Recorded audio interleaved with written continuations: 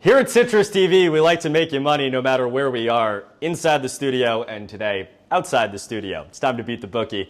I'm Cooper Boardman. We had Jacob Kronberg on last week, $7 whole. You can count that on two hands. I'm going to make you more than a couple of fistfuls of dollars, though, this time around on Beat the Bookie. And we'll hop you right into it. It's going to be a fun week of college football, and that fun week gets you started with Florida and Texas A&M. The Gators -5 in this one. Yes, on the road, but Texas A&M after that Alabama loss, you really feel good about that. The thing you feel good about is the 45 points per game that the Gators are scoring in 2020. They've got a couple of Kyles, including Kyle Pitts, the best tight end of the country. He's got 6 TDs in his last couple of games, and he'll have at least 1, 2, maybe 3 touchdowns against the Aggies. Florida covers -5. I'll put $10 on that one.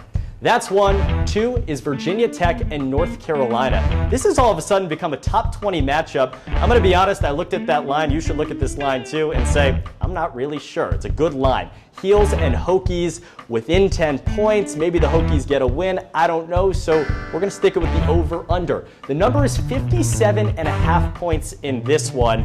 Virginia Tech averaging 39 points per game in 2020. Only have to add a few more to get to the number that we're trying to get to. And on top of that, Sam Howell and company haven't yet figured it out. Tar Heels going to score some points. Hokies always score some points. So give me the over, and a little bit more over in that one. That's 2. And number 3, after $10 on that one, we give you Tennessee and Georgia.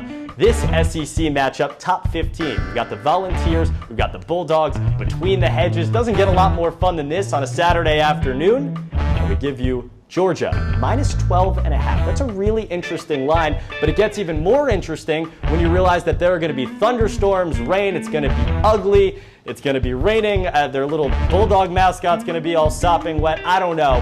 All I know is that Georgia can run the football. Zamir White, nicknamed Zeus, in the thunderstorms, in the rain, Zeus and the Bulldogs get it done. -12.5. $10 on that one. So 10, 10, and 10 on those 3. Now we're getting into the big bucks. It's the Red River Showdown. I mean, it's Texas, it's Oklahoma.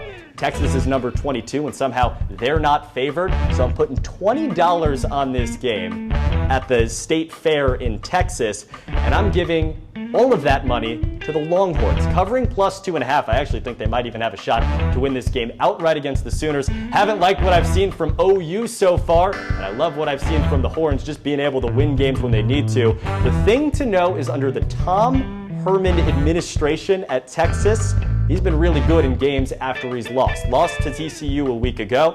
He's 12-3 in games after a loss. Give the Horns at least a cover, maybe not a win, but certainly a cover in that one. $20 on that one. Navy and Temple, I know you're not necessarily all caught up on your American Conference football. We got the midshipmen, we got the Owls, and really we've just got the midshipmen. +3.5. Temple's playing its first game of the year. It's the month of October. You know they're going to be excited, but I'm not sure they remember how to play football, to be quite honest with you. And as a result, we're going Navy. They lost to a tough Air Force team a week ago, but the 24-point comeback against Tulane begs to differ from a couple of weeks ago. $10 on that one. Then we get to my lock of the week. Write it down, put your Sharpie on paper, put it right into your book if you got to. It's very, very simple. It's Boston College against Pittsburgh, and it's the Eagles who get it +6.5. I don't know if BC is going to win this game. Frankly, I don't know if BC knows it's going to win this game against Kenny Pickett and fighting Pat Narduzzi's. What I do know is that they're going to cover. 6.5 is way too big of a spread in this situation. Both these teams the last couple of weeks have played games decided by 1 score or fewer. And that's going to be the case once again. Eagles cover at least in that one, although you might want to think about the money line. $15, though, at least on the spread for me.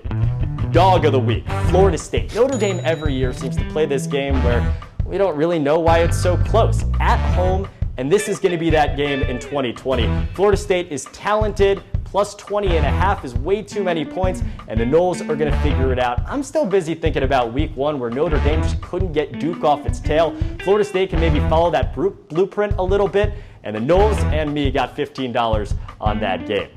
Parlay time. Write this one down too, because this is a good one. 3 teams in this one, 3 different conferences, 3 different places across the country, of course.